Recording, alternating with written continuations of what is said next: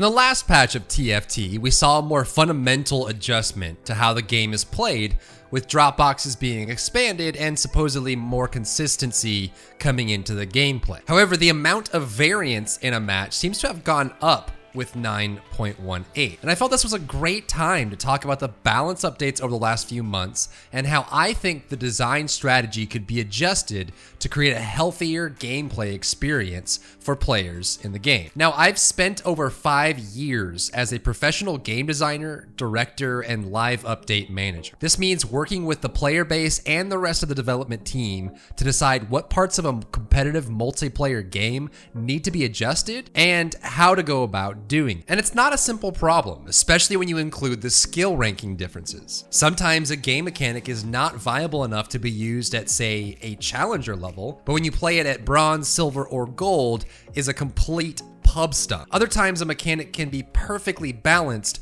but is what I like to call a fun killer, in that it's not fun to play with and it's not fun to play against. When it comes to teamfight tactics, I spoke about the core issues with the game's design, like mana being largely reliant only on attack speed, and you can find a link to that here. But today I want to talk about live balancing for the game, and I feel there are 3 main things that are worth mentioning. The first of these is game design bloat. Because the game has been updated so frequently and so drastically each patch, the bloat in some of the designs isn't as noticeable. However, the bloat does contribute tremendously to the swings in metas we've seen from patch to patch and solidifies key units or synergies as being almost unbeatable. Let's walk through some of the examples of this.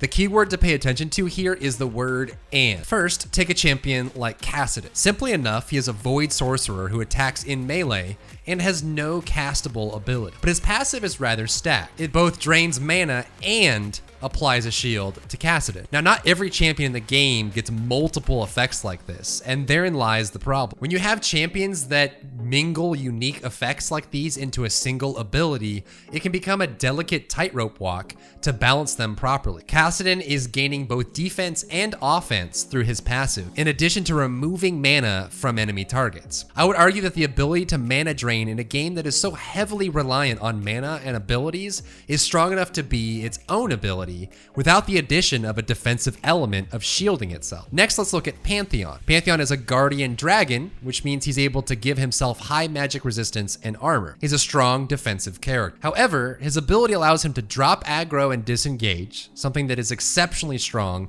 in an RTS style battle, and applies a damage over time effect to all enemies he passes by, and targets the backline carries, and applies an anti-healing effect to all targets. Evelyn's ability deals damage in an area, something that works great for an assassin, and roots the target, and drops aggro and disengages, and executes the target for bonus damage. When you start stacking effects like these on champions rather than allowing each champion the holistic right to own a certain effect, it can create wild swings in how the game is played, even after only small adjustments to its champions or items. I would like to see a more confident design approach, especially in a game that is so young, only having released a few months ago. I could see a world where Kassadin only drains mana, but has no shielding on top of it, where Pantheon prevents healing, but doesn't disengage or apply damage over time to a large area, or where Evelyn simply executes as an assassin would,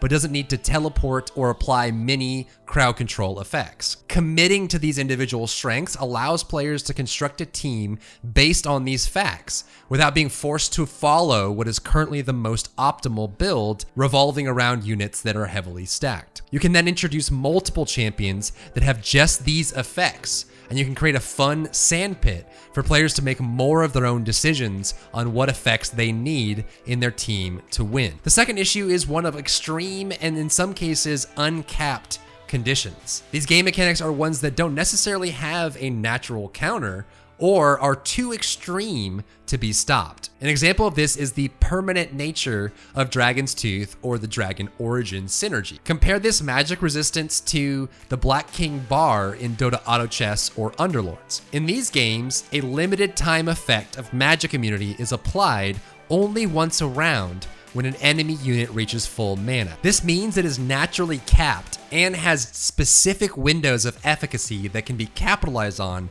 by both the player and the opponent. Conversely, in the case of the Dragon's Tooth, having 83% magic resistance all the time provides little room for interplay between both players. This problem is exacerbated when you factor in the randomness and heavy investment momentum of TFT. If you're building sorcerers one game, for example, and you reach the final top 3 with your build, and both your opponents have a few Dragon's Tooth items on them, you're kinda stuck. Short of selling your units or trying to pivot to a new build, there isn't really anything you can do. In the case of the Black King Bar, however, you know this heavy magic resistance is at the start of the round. You can then plan your strategy around this. Maybe add more CC to delay the round for the Black King Bar to end its effect.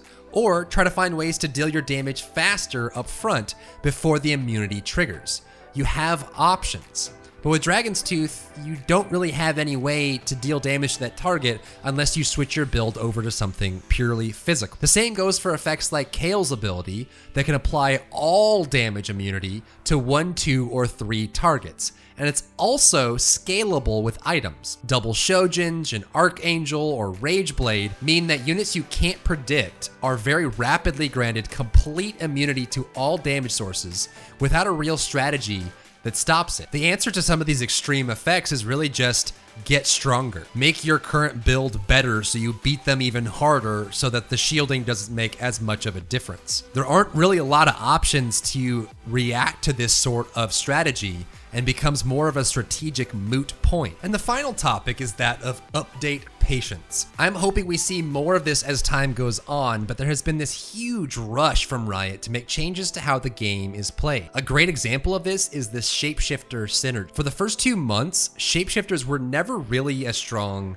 class. However, the problem wasn't entirely sourced in Shapeshifters themselves, and even if you try to argue that it was, the game was still being figured out. Players hadn't had the time to experiment with a lot of builds, not to mention the bloat and extreme conditions we mentioned earlier prevent players from experimenting too much, as deviating from the bloated champions, items, and effects means you are in some cases significantly weaker than your opponents if you decide to experiment. But to address the shapeshifter problem, we saw a continued series of buffs to the synergy bonus as well as the shapeshifter champions themselves. This created a rolling snowball that leads us to today, where shapeshifters have become a bit of a problem. Units like Gnar, Shyvana, and Swain all have their own abilities and strengths, and at the time weren't really that bad, they just weren't being actively used as much, but now gain 60 to 120% of their maximum HP as bonus health. The buffs that were made in sequence snowballed up